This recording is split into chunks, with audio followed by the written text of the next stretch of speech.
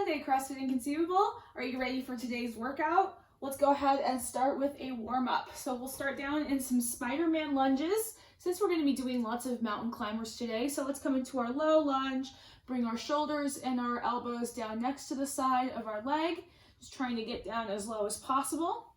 And switch legs after 1 to 2 seconds. So we're going to get about 5 per side. Just making sure it's staying pretty dynamic.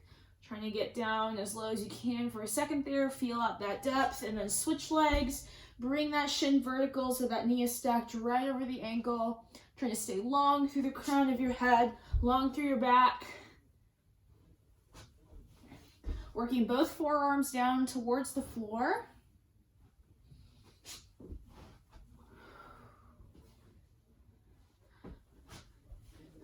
Let's go ahead and get one last one. And then let's meet in a plank position and do some scapular push-ups. So you're going to keep your arms straight. We're going to pinch the shoulder blades, sink the chest, and then round the shoulder blades, round the back. So let's get about 8 to 10 reps. Spending about 1 second down at the bottom, 1 second at the top. And we're keeping the arms straight, just keeping all the movement through the shoulder blades, retracting and pressing them forward. Let's move into push-up down dog. So let's move into our downward dog position. Drive our heels down to the floor, hips up to the ceiling. And then let's swoop down, forehead, nose, chin, chest, upwards. Feeling that stretch through the chest. Keep driving the hips up. Lowering down, big broad chest. Feel that stretch through your abs. As you move into downward dog, press your nose towards your toes, drive your heels to the floor, get a good hamstring stretch.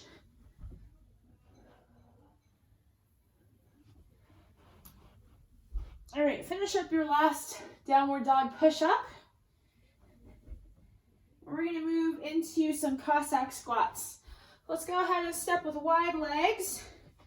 Point the toes a little bit out to the side, extra wide, so that when you sit your send your hips back, send your weight to your heels.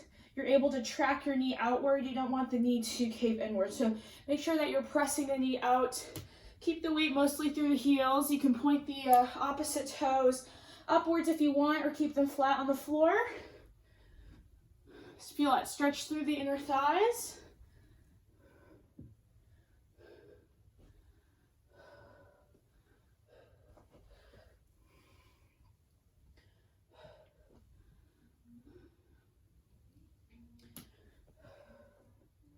All right, let's move on to some grasshoppers real quick. So grasshoppers, we're gonna be bringing opposite leg up to the hand. So we're gonna come down in all fours into a plank position. And then you're gonna kick left foot up next to right hand, and then right foot up to left hand. So if you need to step back, that's totally fine. If you can jump the feet through, kind of like a mountain climber, then go ahead and do so. Let's do somewhere around 15 to 20 reps total on each side, just to start warming up our legs for the mountain climbers. And then let's turn into an inchworm crawl. So let's walk the hands back to the feet, stand tall, and then fold over, walk the hands back and do a push-up. And then let's repeat that a few times. So back to our inchworm crawl, hips up high, walk the hands back, reach, and then back to our push-up, keeping the elbows back, big chest, look a few inches forward. Get good stretch for the hamstrings as you walk your hands back, trying to keep your heels down and legs as straight as you can. Stiff legs, walking those fingertips back to the toes. Let's finish the last one wherever you are, and then we're gonna move into some air squats. So let's go ahead and set our feet up to our squat stance. Shoulder width apart, toes very slightly outwards, keeping the chest tall. Let's do 10 air squats all together.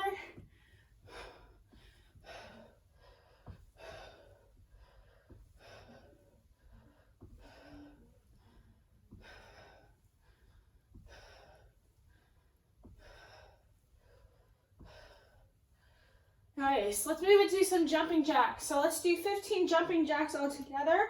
So feet out wide, hands overhead, and then returning hands and feet together.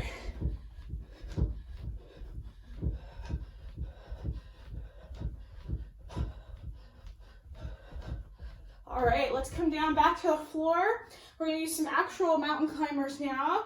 So you're gonna bring each knee towards each elbow, starting in a plank position. Bring knee to touch elbow, and let's get 10 per leg.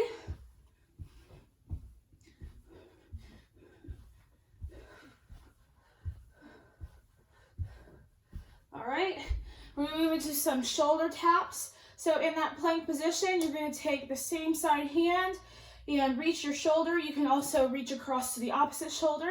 So let's go ahead and get 10 shoulder taps per side. Make sure you're keeping your abs tucked up, but your hip is not piped up too high. So 10 per side.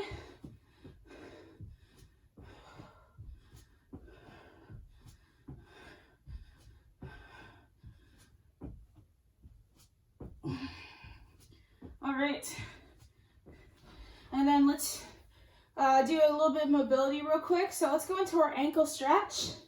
So let's come down to lunge position and take our weight of our forearm and chest, drive into the top of the inner thighs, or top of the thigh, and then drive your shin down towards your foot, and pressing the weight, increasing the flexion of that ankle. Keep your heel grounded. We're just trying to push your knee as far forward of your toes as you're able to. We'll hang out here for just a moment. And then let's go ahead and switch sides. So go ahead and drive the weight of your forearm and chest into that top thigh, pushing the knee forward, keeping the heel grounded. Get a little bit more depth through the crease of that ankle. And wiggle side to side. You can also stay fixated in place.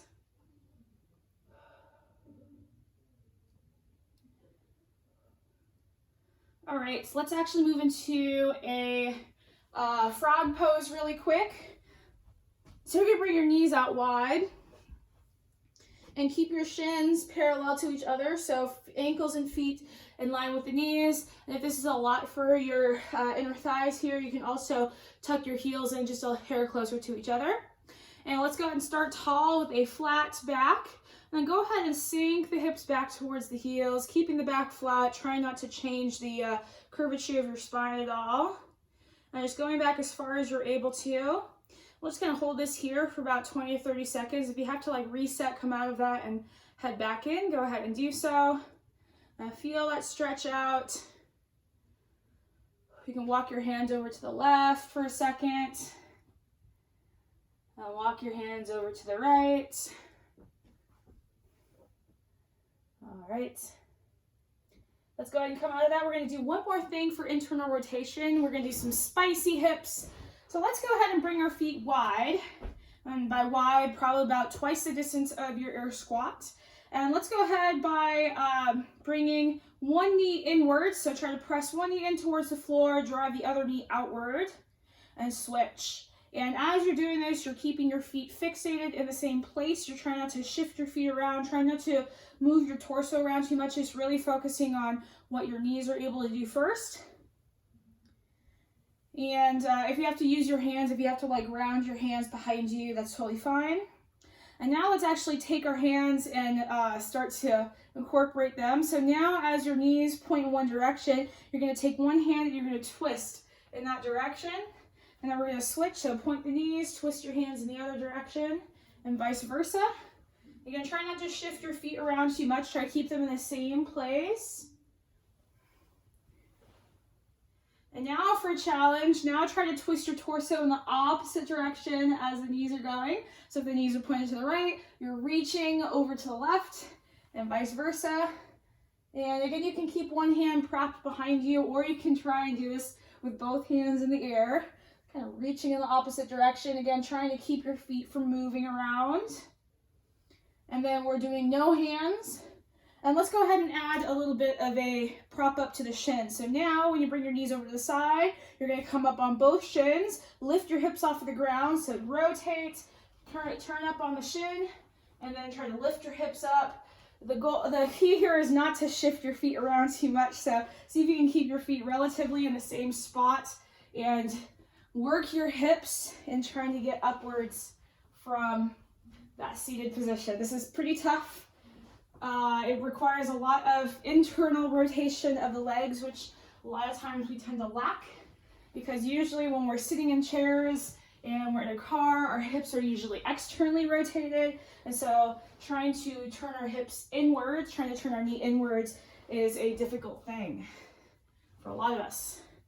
Okay, so that's going to conclude our warm-up, and I'll meet you in the next video where we talk about the workout.